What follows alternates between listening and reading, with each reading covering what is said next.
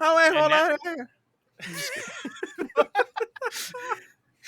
And now we wait to see if Endo puts us in the right spot in terms of webcams, or if I'm him again.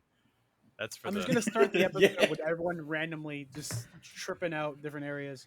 That's for those who listen to it or watch the video portion. For those of you listening and for those of you watching, screw it. This is the intro now. Welcome, everybody, to another edition of the Tougies Take Podcast. We are back, us, the guys, the fellas, plus one today, as I am here with Mr. Sim for the win. Sin, how are you? I'm doing fantastic.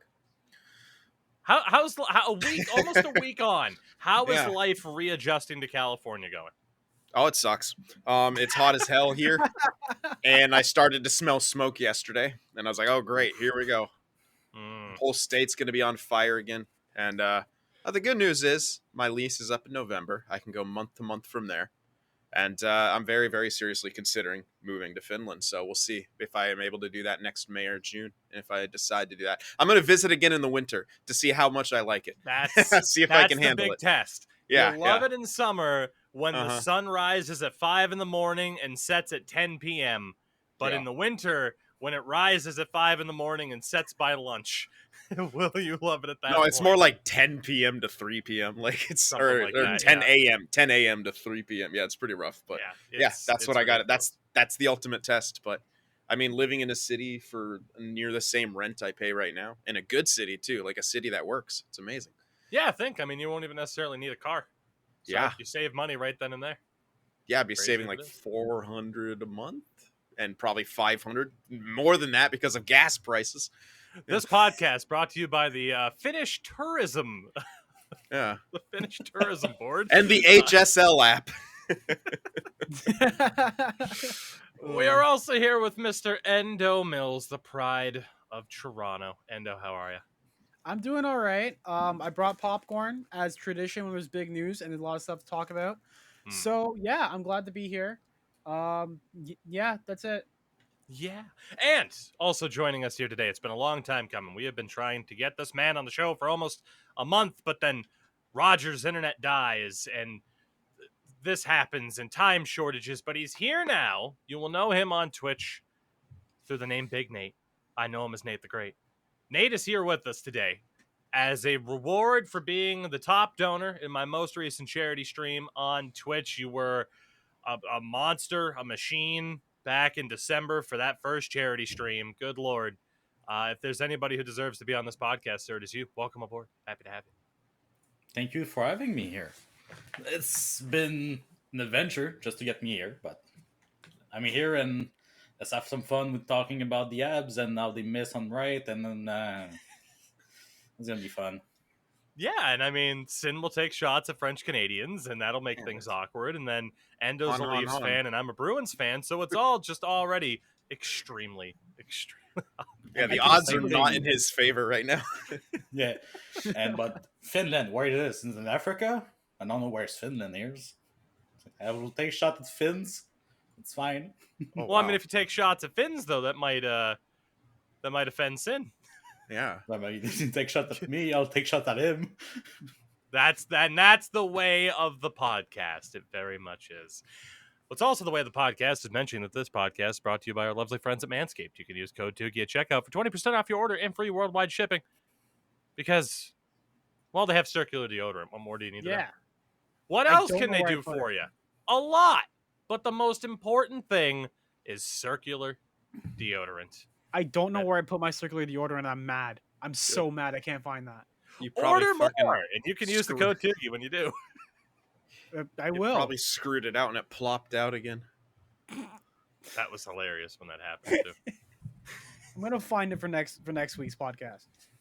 Fair enough. So again, big shout out to Manscaped. Big shout out to all of you for listening and or watching to the show. And of course, a big shout out as well to those of you that left us some viewer questions to kick things off. Again, the link to the Discord in the description, whether on the audio side of things or on YouTube, of course. And our first question comes from Ender. Who is the bigger Habs hater, Tougie or Endo? I feel insulted that you didn't put Sin on this list. I am too. I saw that question and I'm like, fuck Ender, dude. I saw the name and I'm like, fuck Ender, dude. Didn't even need the question. So, Nate, in your opinion, out of the three of us and Ender, throw Ender into the mix. Who is the biggest Habs hater of the four? Okay. I'll say Tougie. Ouch. That's It, fair. it hurts, right? It does. It hurts, right? How you're dare Boston. you, though, Oh, sir? bye. Okay. How It's fun dare having me you? on the. Do you He see paid this? for that Rogers. I paid for this. There's another one too. How dare you? How many of these can Cinerendo hold up? He legitimately paid for that. That's the I'm thing. too. double fisting Habs jerseys. I have 2 Habs jerseys, for God's sakes. Not a mean, you're a Shane Wright Bruins- Habs jersey, though. You're You a have 3 Bruins 'cause the fan. one I gave you as That's well. the too, only right? answer I have. You're a Bruins fan, Fair enough. but I'll allow it. you have Bergeron, and Bergeron is the best player in the Do game. we? So. Do we You have have- Bergeron? We'll talk about that in a little bit. Sir. Oh, Don't boy. you worry. Although that said, I don't know if Nate still feels like I'm the biggest Habs hater. If I do get to a Habs game up in Montreal, either at the end of this year or early next year, I might be in trouble. Maybe I will just wear the Bruins stuff just to agitate. I don't know. We'll see. I'll come find you with my hockey stick. I'll buy Fine. my Shane Wright Habs jersey and wear it proudly. Oh my Oh. god. Oh, Just the worst jersey foul on the planet. Oh, God. So the next question was from Broken Wheelchair. And Nate, I'll leave this open to you because, again, we wanted to get you on the show right after the draft. Your reaction as a Habs fan to Slavkovsky over Wright, how did you feel in the moment? And how do you feel now a few weeks later? Because I'm sure, like, obviously the shock of it's probably settled a little bit. okay. So, little story. I was watching the draft, so obviously it's not in Montreal. I need to watch the draft, watching with the roommates, and we made bets. And I bet on Slavkovsky over Wright, and I was right. And Good then bet. I bet on Nemec on second because the Devils didn't need a goddamn center. They have 2 amazing prospect center coming from. So Nemec second, Nemec go second, third. Oh, it's gonna be Cooley. I watched Wright go 4. And that's what happened. I was okay. For Vegas Wright, hates him. yeah, right. Wright is an amazing player, but in Montreal, the problem is always, and it will always be the goddamn media, the goddamn question from the journalists, the writers, everything. Everything is so under like so many eyes that if someone cannot take the heat, he's gonna be bad. And right with the answers he's given and with the all the interviews he got, and then we got some news about how the interviews with the camp went, and that just means Sapkowski was the right choice. Yeah, I mean, I feel like that. You know, it's not necessarily an underrated point, but it is always a factor with any Yeah. player in Montreal. I'd obviously Toronto to that list as well. Is I think you do have to look at the mental game more than you typically would anywhere else. But So someone saying I am the obvious first choice and should be anyone else, that's a big red flag. Yeah. Like this ego, but that's too much ego, in my opinion. fair enough. I know a lot of people who enjoyed the confidence, but like you said, there is kind of a fine line to that. Your reaction, I guess, to the draft and the Habs off season in general. Obviously, there's a trade that we're going to be able to talk about here in a little bit when we get to talking about Pittsburgh. But just as a Habs fan, how are you feeling? Because obviously, it's been a weird 14 months or so for that team. Like, again, the mythical run to the Cup final. It's like you kept Bergevin for all of like an extra month or two, which, you know, he probably was going to be gone if they didn't have that run to the final. But To be and honest, now you're in the situation, new leadership, new head coach. From the outside looking in, I think we all kind of agree, like, yeah, things are back on track. They're not going to be good anytime soon, but I mean, I'm personally with, you know, Don Sweeney at the helm of the Bruins. I'm a little bit envious looking at Montreal right now. Interesting. But yeah, the trade announced on the big place with Batman saying there's 2 trade to announce. They both involve Montreal. I was like, what is happening? What is this? And then pick send Romanov to the Islanders for the first round pick / fourth with the fourth, and then just treating that like Romanov, we like him. He was a good defenseman, and he's gonna be very good for the Islanders. That core for D will be great. And then they trade that 13, like no way to get to fifth round and pick someone at that place. And they trade for Kirby Dach, which maybe didn't get his wings up in Chicago because he was under Taze, Kane, all that big talent of the Brinkat. But he has a place in the rebuild with Montreal, 1,000%. And as a second center for the Abs, he's going to be great behind Suzuki. Yeah, I just think in general they're in a much better spot. They were unorthodox in the ways that they got there, but if it's if it's not Montreal, it's Montreal. Montreal and unorthodox in a lot of ways go hand in hand. So I think it's a perfectly fitting kind of rebuild for them right now. They are the one team in the Atlantic that I cannot see with any hope in hell of making the playoffs next year. Yeah. But the rebuild's going pretty damn strong so far. Again, from the outside looking in, and apparently internally too. I think we'll be good, but the problem is the Atlantic is too good. That's the problem we have. Like the strength of the Atlantic has been always these years. Like you get 90 points and still don't make the playoff, and then in the West, the team with like 82 points is making like the playoff as a third seed. Like it's always like this with the Atlantic. But I was on my knees when they announced the Kirby Dach trade. I was on my knees in my living room screaming, like there was like God appearing in the sky and something like this. Kirby Dach is something else, and like it's a first round pick, was third pick overall. He's still a third round pick. He has the talent. There wasn't reason why he was picked there. Yeah, and in Montreal with the new like training and like player development they want to do, he's gonna get there, 1,000%. Endo, there was something you wanted to say? Yeah, I was completely taken aback when they announced the trade, because I think everyone in that building was thinking, "Holy crap, we just announced the trade. Why are we gonna like?"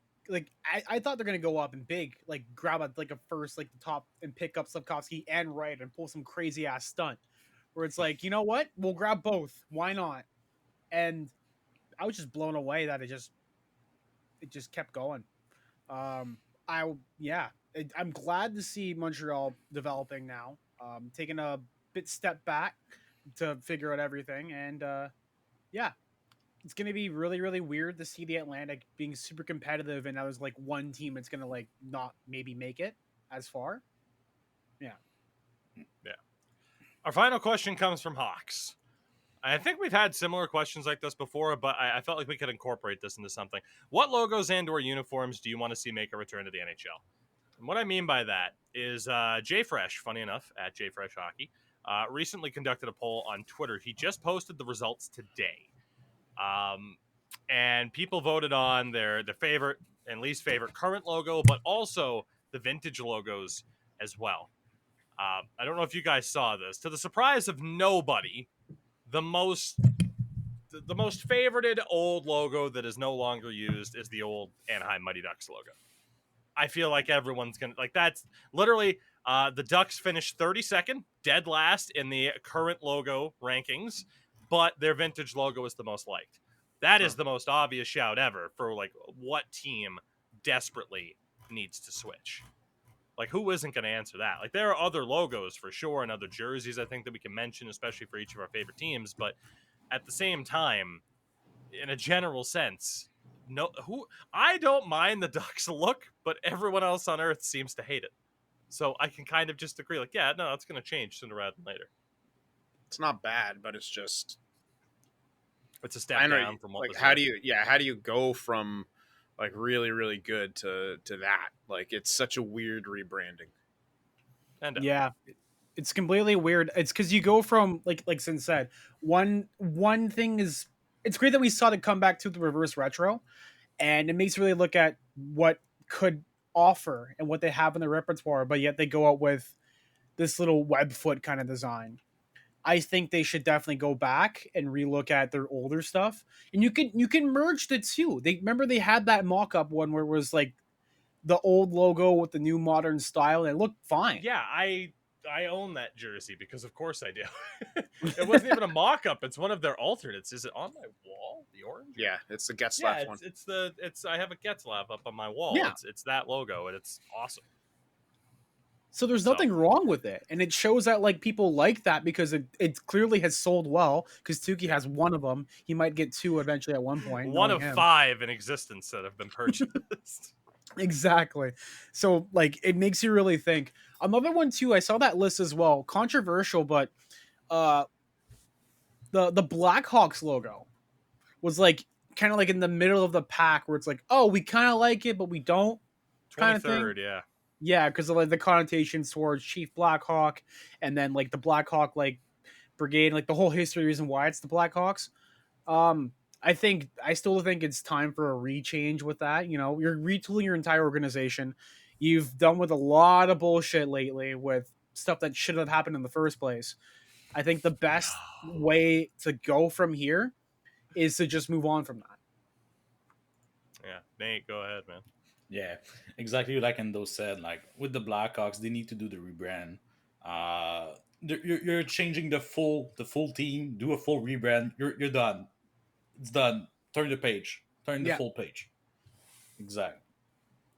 I can't wait to be accused of only bringing on guests that are going to echo my sentiments on topics. Echo chamber. Fine. Okay, they should change the Boston Bruins sign. I to a agree. Hornet. Make it a D. D for Don. Change a B for a D in the middle. That's it. That's the all we gotta rebrand. do. D for Don, D for Dick if they don't bring back Patrice Bergeron. Again, we'll talk about that in a couple of minutes. But again, thank you, first and foremost, everybody, again, for the questions. Before we get into our general kind of talking points today, I had to bring this up because there were continued developments, obviously, in the Hockey Canada story. Literally on a daily basis, there are updates to this. And, this is kind of the opinion that I've had for about a year now in regards to, I'm going to call it a controversial topic, but more so it's an ongoing developing news story. I know, I can imagine, we have 2 Canadians in here. I'm certainly paying attention to it. I know Sin's paying attention to it as well. Trying not to. Right, because of how fucking depressing it is. But we obviously can't over dissect what's going on. Someone like Rick Westhead in his spot on the Steve Dangle podcast, he can, given that he is directly covering and reporting on the story, but we can't really add anything to it aside from personal opinion or just kind of regurgitating information that's already out there, which obviously we surmise the situation as this is fucked. I at least like to reference a story like this when it's out there, rather than just keeping it off the show entirely, because I don't want anyone to think that we're ignoring it or that I don't view it as big enough to cover on the show. But there's still so much to be decided in just the next week or so alone, with hearings that are being held. Again, there's still a lot out there, and obviously every single player involved is going to say, no, I didn't do it, because that's how society works. You deny until you can no longer deny it. So there's not really much to touch up on with that subject. But again, just wanted to note, yes, we are aware of what's going on and the continued developments there. But for this podcast, at least, there's not too much that we can add there. But with that, we will talk about some of the other things that happened here. And obviously, free agency is still ongoing, even though the last 5 days, maybe even 6, since last Wednesday, have been boring. Boring as hell. Highlighted by the signings since last Friday. First and foremost, Pierre Engvall is staying with the Toronto Maple Leafs on a 1-year deal worth $2.25 million. Endo, your thoughts on Pierre Engvall staying with the Leafs? Great signing. I have a feeling that because they still have to sign Sandin, people are saying Kerfoot's going to get moved, which, I mean, it does make sense because they have guys in the system who can replace Kerfoot. Engvall, I'm not really sure. He plays a really different type of game because he is kind of like that long body. The guy's a goddamn giraffe. Like if you've seen him play, he looks like a giraffe. Mm-hmm. It's ridiculous. The GameStop copy that meme with the guy with the long neck. Yeah, that's just Pierre Engvall. It's weird because like a guy like his with his stature, you think it wouldn't work out that well with his play style. Where like sometimes he'll just go up the ice and just kind of be there and be like a nuisance, and then other times he's going between the legs to like make some crazy moves. You'd see like a top 6 forward score. I think Engvall wanted to stay with Toronto too, and that's why I think they went with arbitration. They were going to go to arbitration, but they made a deal right beforehand because I think with his value, he would have gotten a little bit more than what the Leafs could afford. And we'll talk about the rest of the guys who are going through arbitration because it's really interesting. Yeah, and definitely has had a bit of an effect on free agency. Worth noting here as well, Vitek Vanacek, who was acquired by the Devils, via arbitration gets awarded a 3-year deal worth $3.4 million. That's a pricey one, especially if Jonathan Bernier doesn't go to LTIR. The Edmonton Oilers have signed Matthias Janmark for 1 year, just over $1 million. One of the things noted, of course, if you listen to the last episode, we did have some technical issues with that one. Unfortunately, lost a chunk of what we had talked about. What Endo thought originally was Florida to Pittsburgh. Turned out it was Edmonton to Pittsburgh. So last episode, we didn't actually talk about Edmonton at all. Boys, correct me if I'm wrong. The general gist of it was, yeah, you guys are doing pretty well.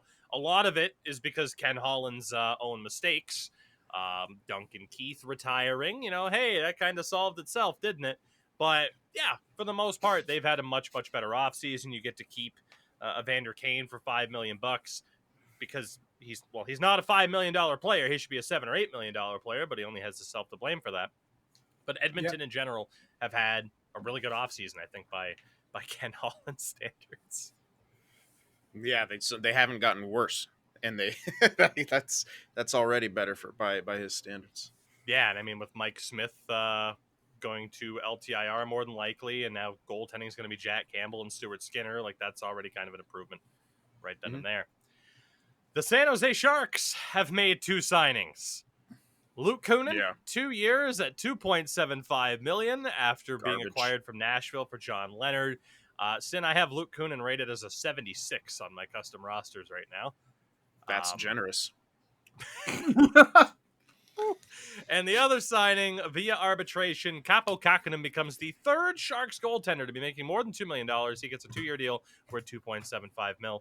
Sin, your thoughts?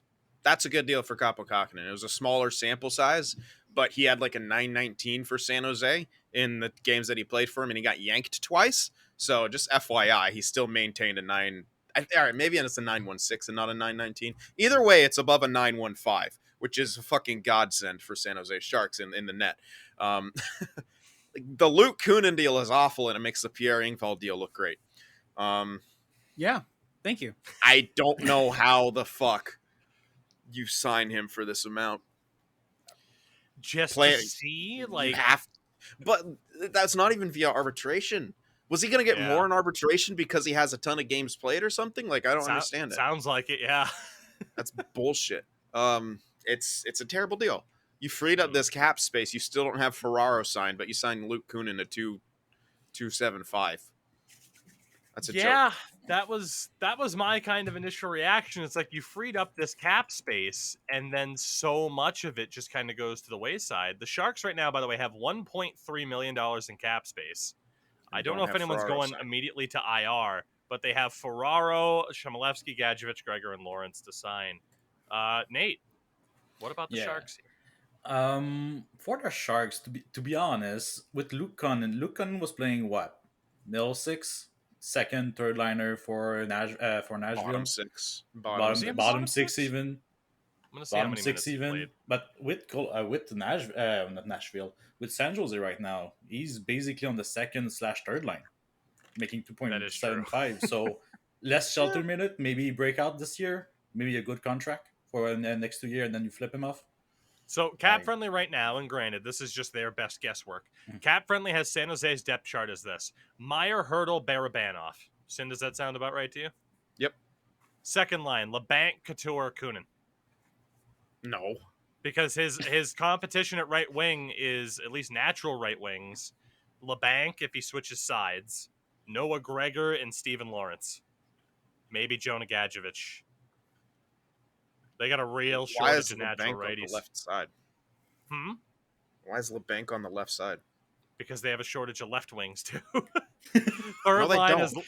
Third line is Lindblom, Bonino, Gregor. Fourth line, VL, Sturm, and So, Lawrence. fuck William Eklund. Like I said, it's presumptive, and yeah, we That don't man, know if William Eklund's going to make the team. If he does, he's on the second line. Yes, I agree. If he does, he probably pushes Kunin down, maybe. Yeah. Or do you push LeBanc down to the third line? I mean, LeBanc's making almost 5. You kind You of have to him on the play. second line. You have to play him on the second line. Like, you have to. Like, just make him worth the fucking contract. That terrible, terrible contract. If Eklund does play, let's presume it's Eklund, Couture, LeBanc, then your third line would likely be Lindblom, Bonino, and Kunin, which doesn't sound that bad. And then a fourth line of a combination like Gregor, VL, Sturm, and Lawrence. Yeah, Not more playoff caliber, but not like worst in the league caliber. And then if Bordelot makes the team, you wonder where he is. Here's the thing: it's like either you bring up Eklund and Bordelot both, or you put them both in the AHL. I don't know. I think Eklund's too good for the AHL. Depends. It depends. We'll have to see him in preseason and see. Well, we can't. Can you still do the trial bullshit? Or whatever? Yes. Yeah, because he didn't do a full year. Yeah. Okay. Yeah, so that's a fair point about the Sharks. They do have a lot of younger guys. Eklund had 14 points with 1 goal in 29 games last year for Djurgården in the SHL. So, honestly, 14 points for an 18, 19-year-old isn't that bad. So, I think for the Sharks, what we've learned is they got a lot of moving pieces, man. They weren't too good, at least for half of the year, Djurgården. I cannot I don't remember how they thing about how the SHL played out last season. Not a damn how dare thing. you. Florida signed Michael Del Zotto to like league min, which honestly good for Florida. I don't think Del Zotto's like that bad, so that's a good player to pick up. And then Nate, the Habs brought back Rem Pitlick, 2 years, 1.1 million, and Sam Montembeault for 2 years at 1 million to presumably be their third goalie, maybe even the backup, depending on Carey Price's health. Okay, talk about Pitlick. How did we get him from waivers? I don't know. I don't understand how. Only 1.1 million for that guy. Sign me 16 of him, like right away. He's such a great player. Seeing him play, he goes into the corners. He has talent. He will be like good second/third line, good middle six for 1.1. My God. Yeet Armia, Yeet Byron. Like, those are the prices these guys should make. And this guy with more points in half a year is making 1.1 now. So that's that's for Pitlick. That's me. He had 26 points in 49 games as a Hab last year. Yeah, so almost a pace for like 50 points for 1.1 million. Always. Yeah. And also playing probably playing on the PK is gonna be great. Very great. I do like that contract a lot. I told you, I like what the Habs are doing, as much as it hurts to say. A lot. It's not Bergevin. It's normal. It's not Bergevin. It's doing good. It's going well. I'm mad he's gone, even though it was the right move to make. And Montembeault, for me, is the backup. And Jake Allen is the starter, and Price is on the LTIR. Price is never playing a game anymore. He's not coming back. Not from his knees. I hope you're wrong. I know people think I'm lying, but I do hope you're wrong. I hope I'm right, because that's a 10.5 million we can use. Fair. Fair enough. As harsh as it is. Other free agent news, just to quickly mention, boys, we said on Friday, would Nazem Kadri be signed by now? LOL. He's still out there. I don't understand. Now, Peter Baugh, I believe it is. Peter Baugh. Peterborough, Ontario had this to say. According to a league source, multiple teams are trying to clear space to attempt to sign Kadri. The center wants to be on a contender. He's ruled out teams not viewed as such. So, obviously, like last week, we talked about, like, Arizona, Anaheim. Like, those are teams that technically have the money. But again, I guess you could kind of lump those guys in there. At this point, who the hell knows? I feel like every year, though, right? There's always that one high-end guy that holds on and is kind of there a week or two into it. I just hope there's some sort of, decision made sometime soon. But, man, in terms of other free agents like John Klingberg, he's still out there. Hasn't come to a deal with Dallas or anybody else.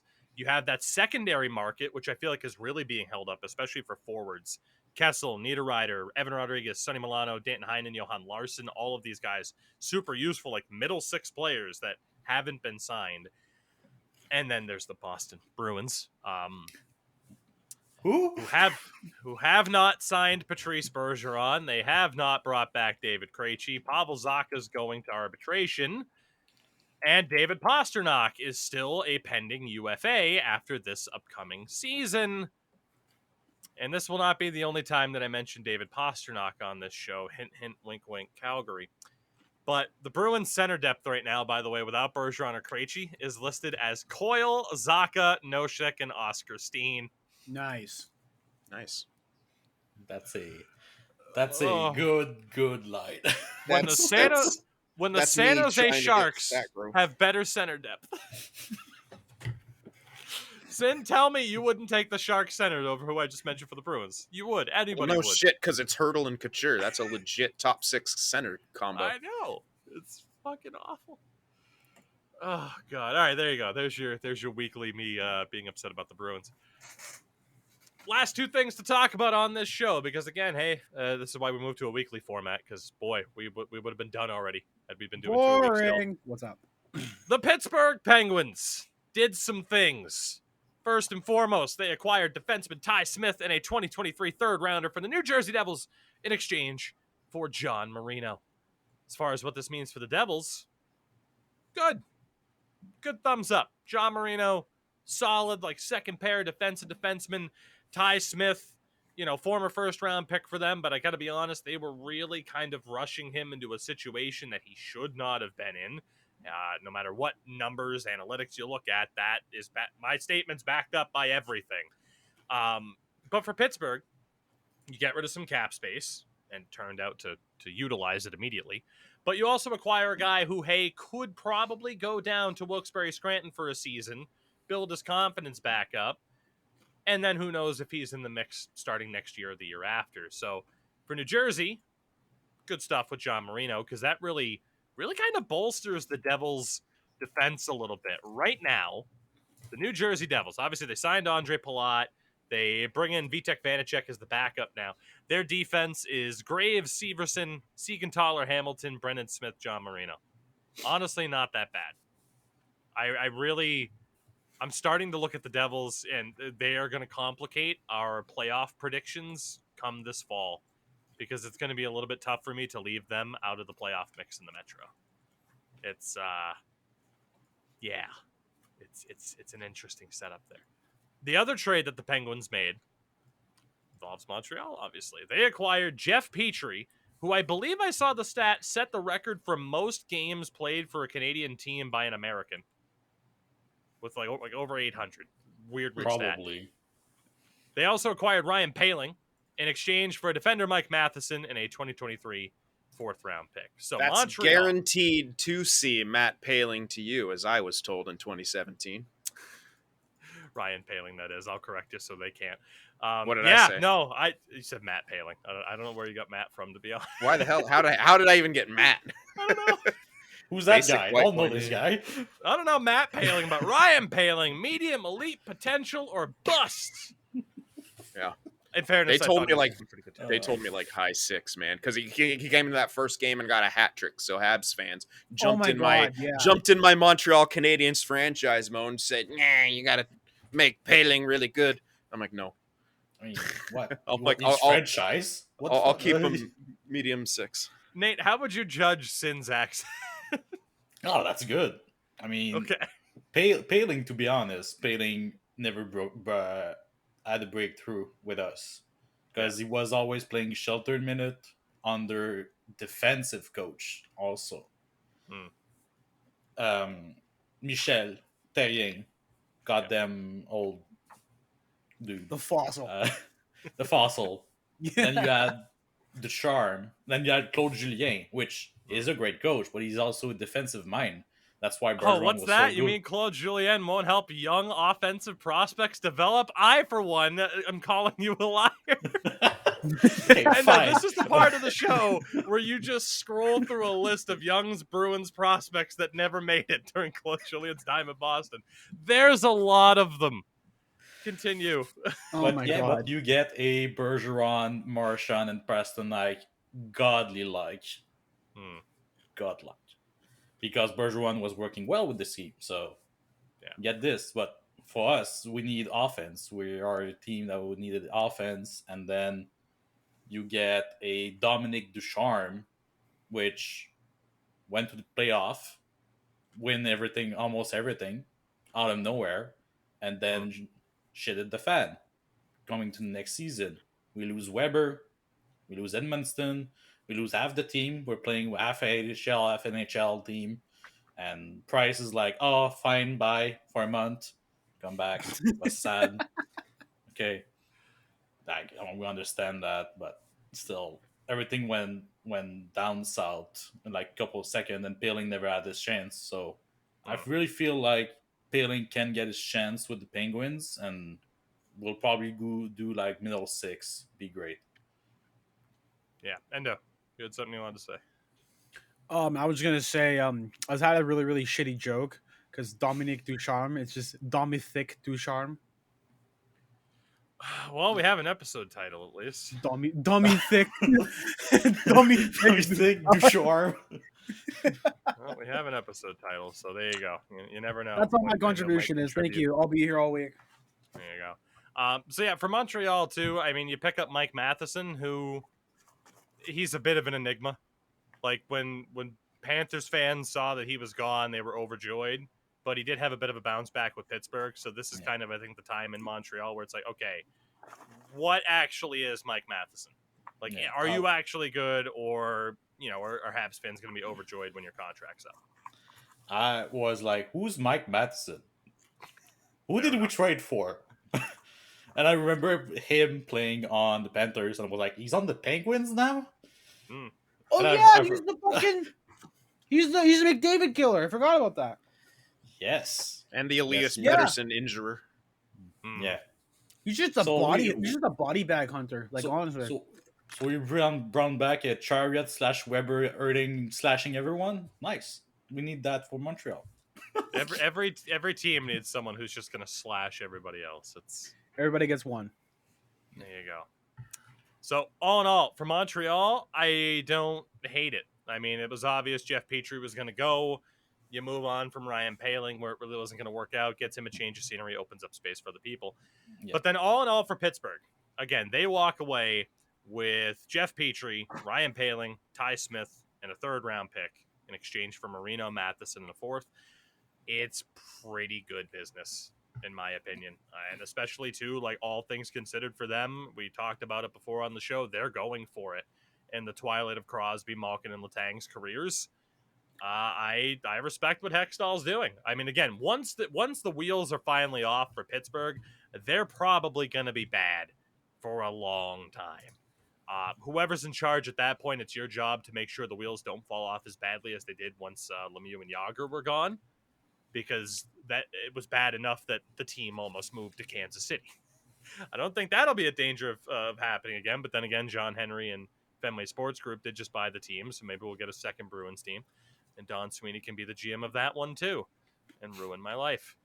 But, yeah, all things considered, Penguins fans, I think it should be pretty optimistic and pretty excited, given the alternative was Letang and Malkin walking, and then it's Sidney Crosby and his band of merry men this season, which probably wouldn't go too far. Yeah.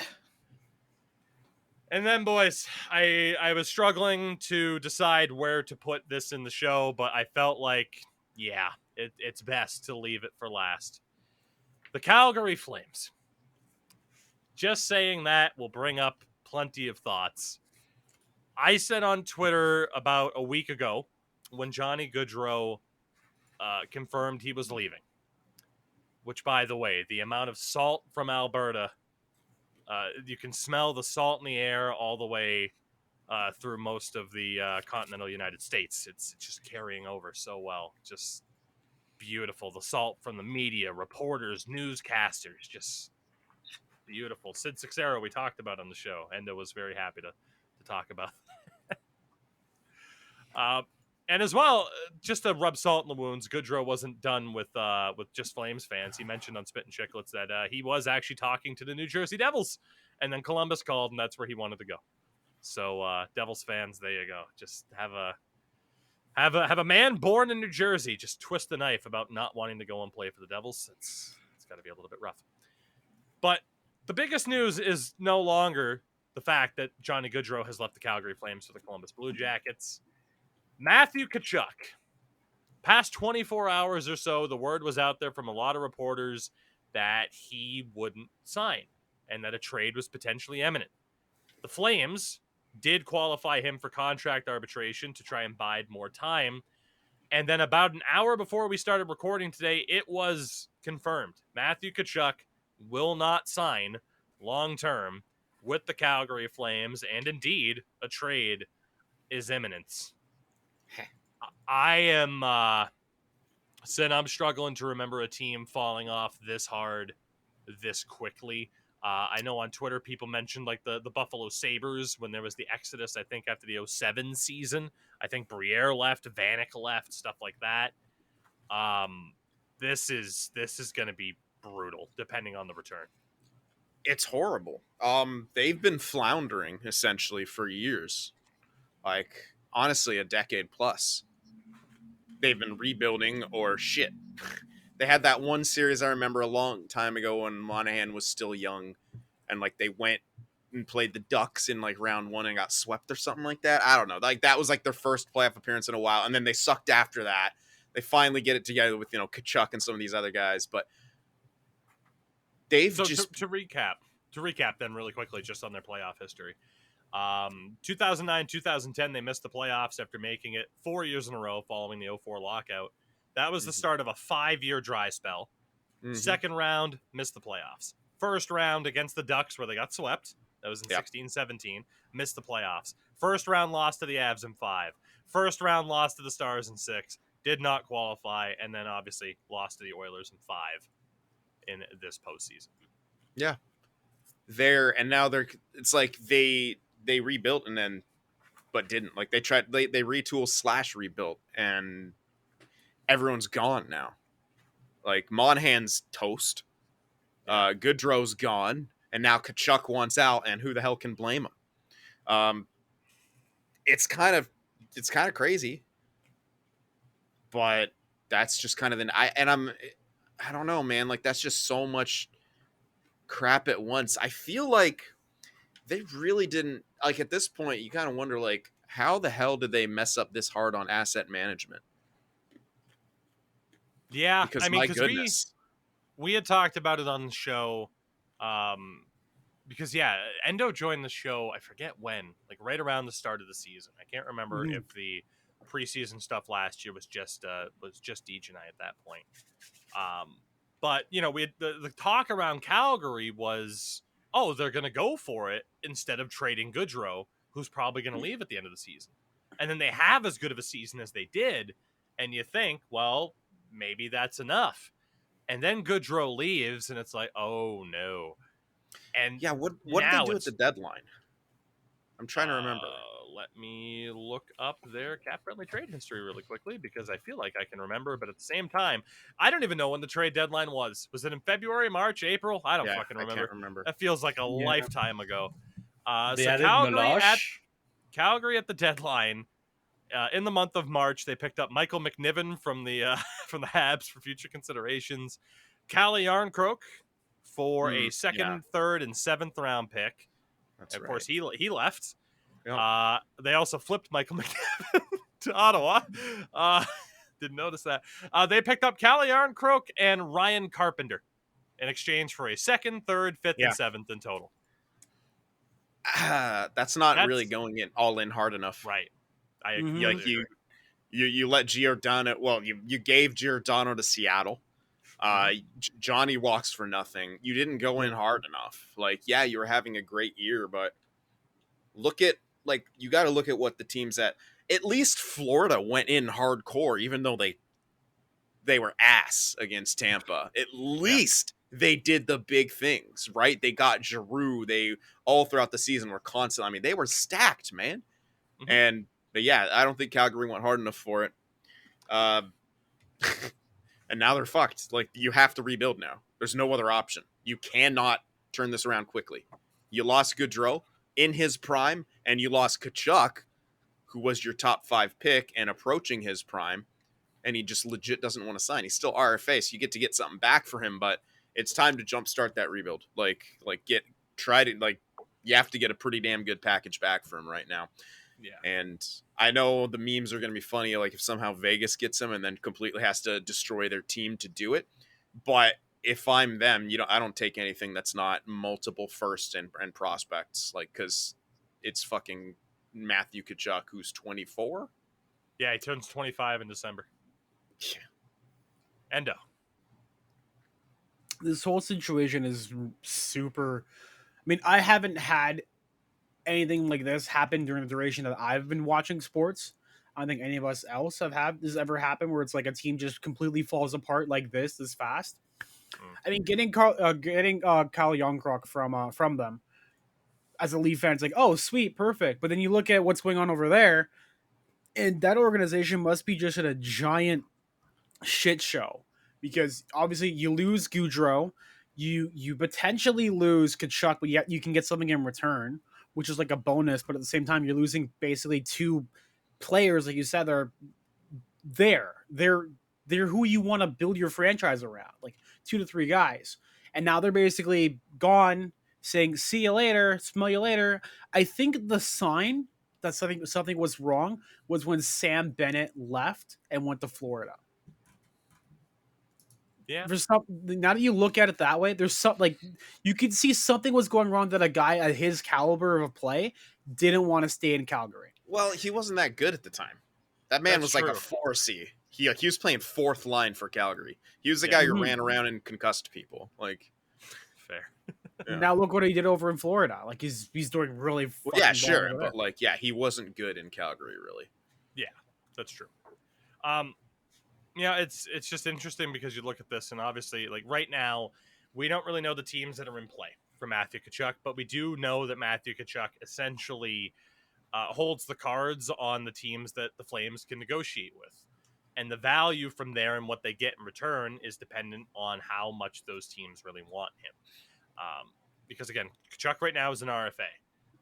You're not going to trade him to a team where he won't commit to signing that 8-year extension. There's nobody that's going to be like, oh, yeah, we'll trade for Matthew Tkachuk, and then he'll sign a 2-year bridge deal until he's a UFA, and then he'll walk. No one's going to do that. In theory, maybe somebody will. Maybe someone thinks they're that close to a cup that, yeah, let's do it. We have a 2-year window. Let's go for it. Maybe that does happen.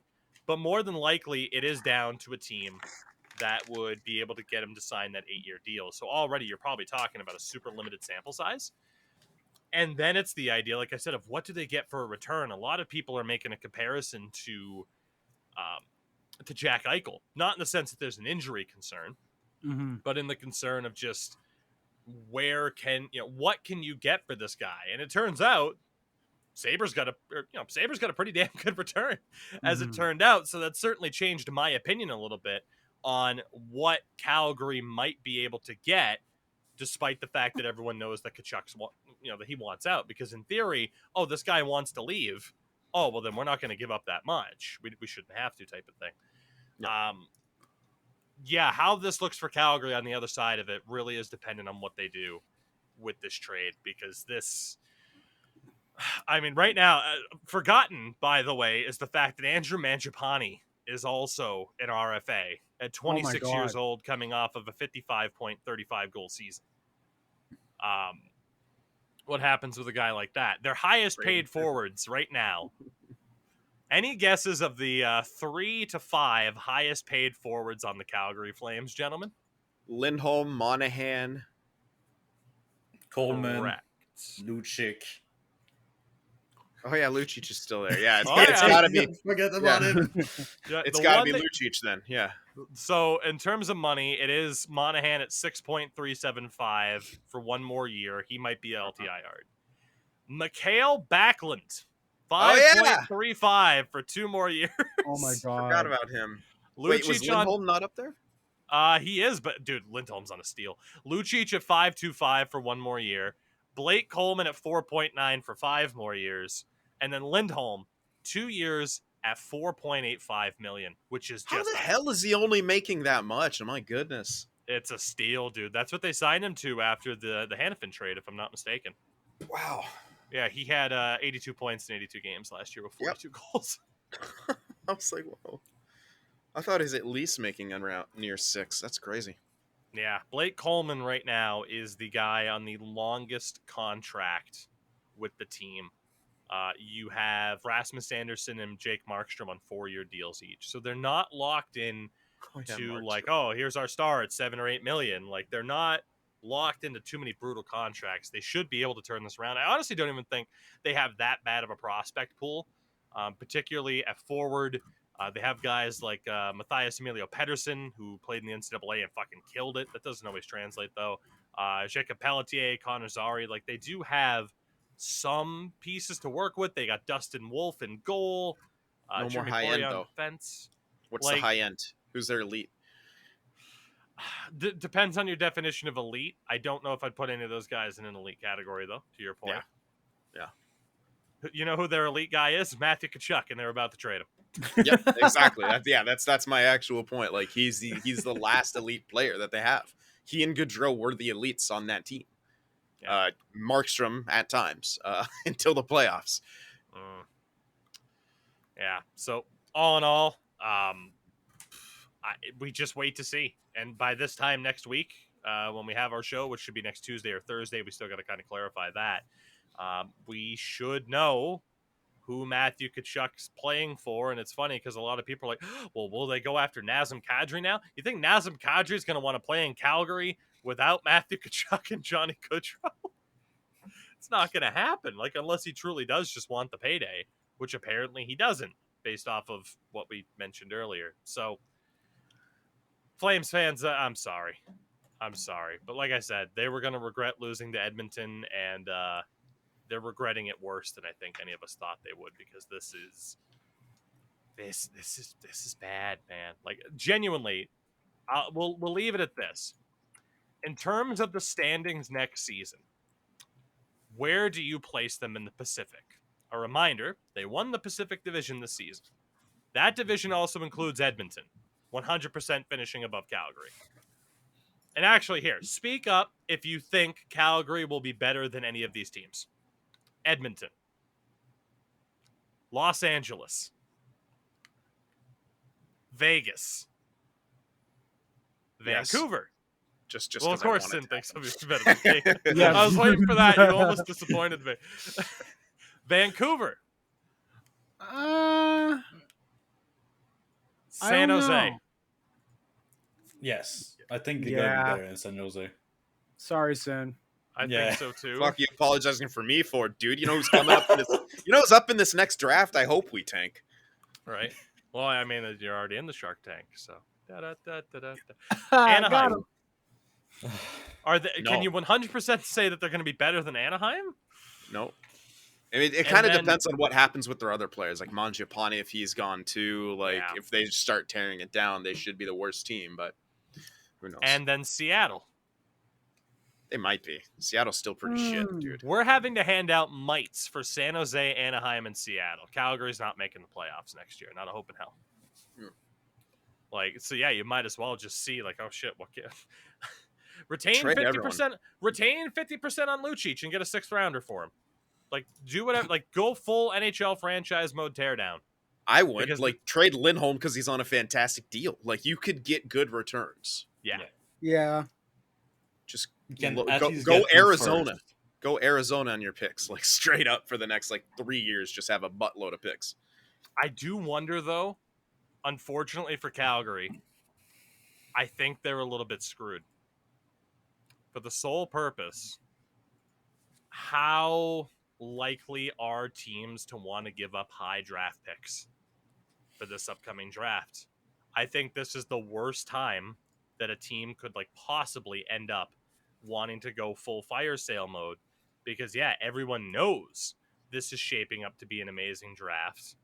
So who's going to want to give up those picks for Elias Lindholm is 100% worth a 1st round pick.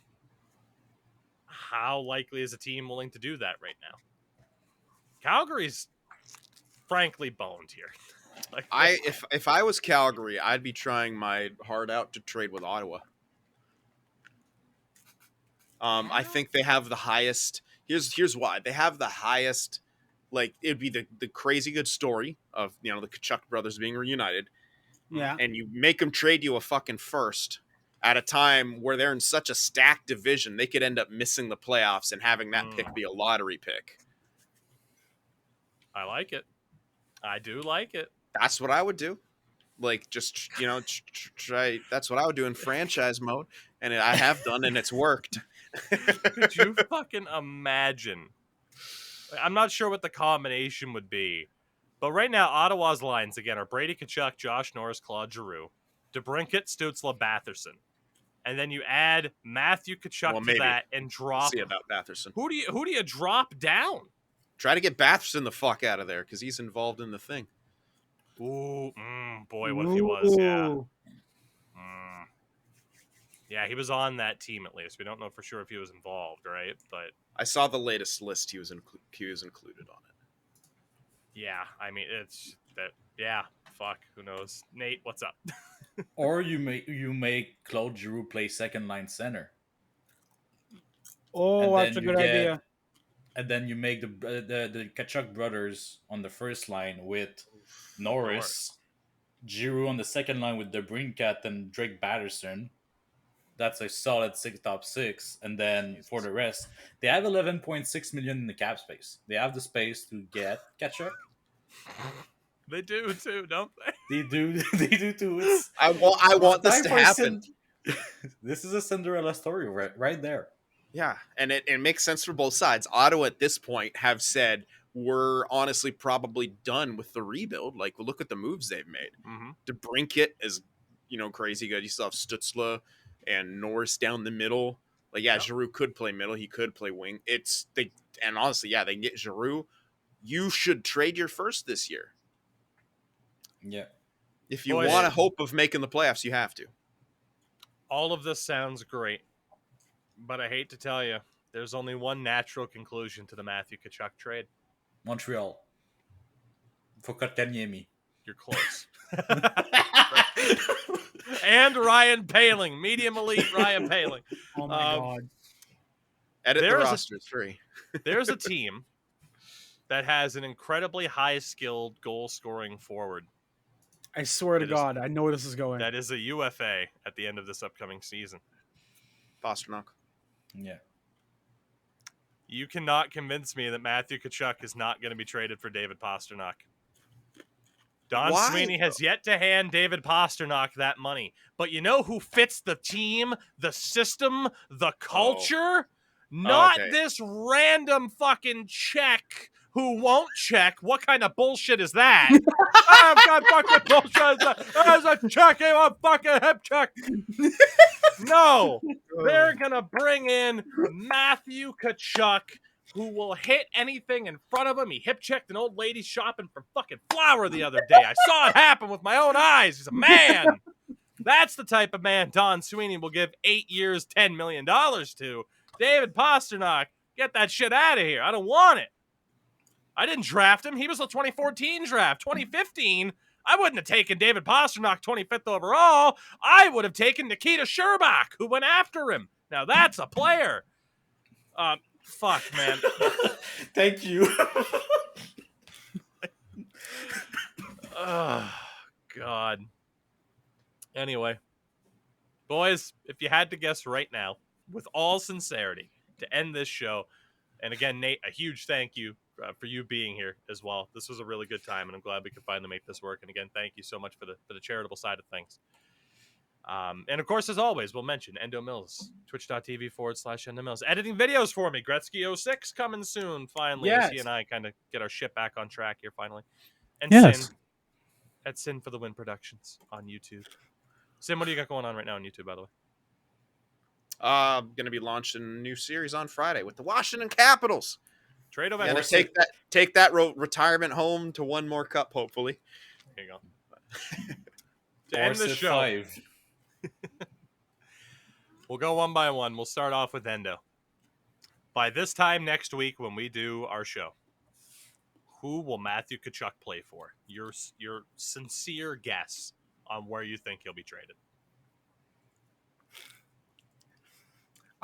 Okay, I'm not gonna say my meme answer because I think we No, all say know your my meme answer too. Fuck it. No, I'm not gonna do it. I'm not gonna do it. St. Louis for like Jordan Kyrou and like a second. I would take that deal if I was Calgary, by the way. Jordan Kyrou is incredibly underrated. Nate, if you had to pick a landing spot for Matthew Tkachuk. I'll go for the Preds. Oh, I've seen You know? it everywhere. They have a couple teams. Preds seems likely, right? They have the space. They still have the space. 8.4 million. Sign him for 8 million. Fine.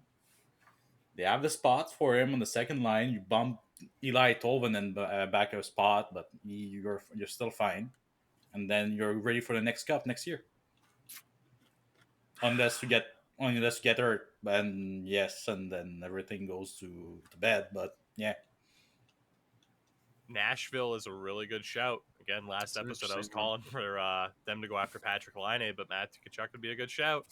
Sinski, where's Matthew Tkachuk playing? And does Nazem Kadri sign by the next show? Should ask that again so we can be wrong. God. Yeah, probably not. Nazem seems like he's really, I mean, with his demands, and we know he's going to want money too. Like he it's such a small list of teams that could do that, and they'd still need to free up space. And now this Tkachuk situation even puts a lot more.